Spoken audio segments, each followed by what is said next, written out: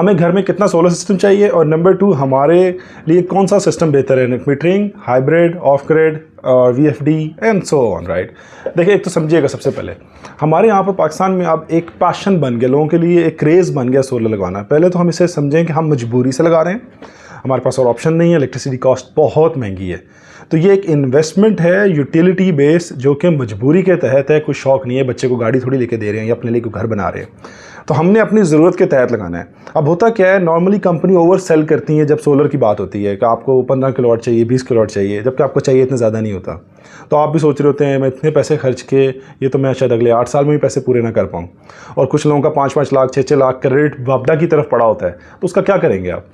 तो सबसे पहले तो आपने अपना एनुअल एवरेज यूनिट कंजम्पशन निकालनी है। इसको निकालने का तरीका क्या है कि आप बिल खोलेंगे, बिल में 12 महीने का बिल आ रहा है आपके पास, आपने उसको प्लस करके डिवाइड बाई 12 करना है, तो आपकी मंथली एवरेज जो कंजम्पशन है, यानी कि आपने एक महीने में एवरेज कितने यूनिट कंज्यूम किए, वो निकल आएंगे।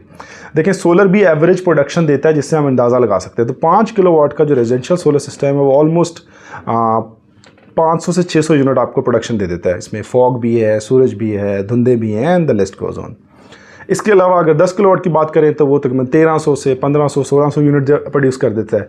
अब जब आपने ये निकाल लिया तो आपके पास एक फ़िगर आ गया कि अच्छा मुझे 700 यूनिट चाहिए, 800 यूनिट का सिस्टम चाहिए, 600 यूनिट का चाहिए।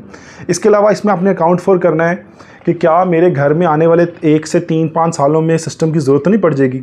फॉर एग्जांपल, किसी बच्चे की शादी करनी है, या ये भी हो सकता है कि अभी आप पूरा घर एक कमरे में रात को शायद एक AC लगा के सोते हैं, कॉम्प्रोमाइज़ कर रहे हैं बिजली बचाने के लिए, या शायद लाउंज में AC नहीं है, तो आपके जब सोलर लगेगा तो आपका दिल करेगा कि मैं एक लाउंज में भी AC लगा लूँ, बच्चों को एक अलग सेपरेट कमरे में AC लग जाए, द थिंग लाइक। तो उन सारे के भी यूनिट आपने आज ही अकाउंट फॉर कर लेने हैं। ये तो आपके निकला है यूनिट्स, उसके अकॉर्डिंग फिर आप सिस्टम निकाल लेंगे। दूसरा, हाइब्रिड या नेट मीटरिंग। अब ऑन ग्रिड सिस्टम पाकिस्तान में लगाने का मतलब है, अगर आप बड़े शहरों में रहते हैं, इलेक्ट्रिसिटी स्टैटिक है, जिधर भी आप रहते हैं, ऑन ग्रिड सिस्टम की बात ख़त्म हो चुकी है। ऑन ग्रिड सिस्टम अब आपको ये बाहर मार्केट में ठेलों पे मिलेंगे 20-20 हज़ार रुपये के, क्योंकि रेजिडेंशियल के लिए बात करो, इंडस्ट्री के लिए नहीं।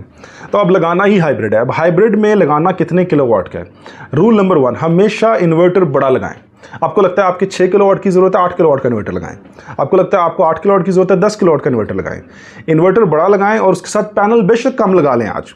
तो होगा क्या, आप हर महीने 2-2 4-4 पैनल बढ़ा सकते हैं। पैनल की अपफ्रंट कॉस्ट बहुत कम है, इन्वर्टर की अपफ्रंट कॉस्ट बहुत ज़्यादा है। तो एक तो हमने ये देख लिया।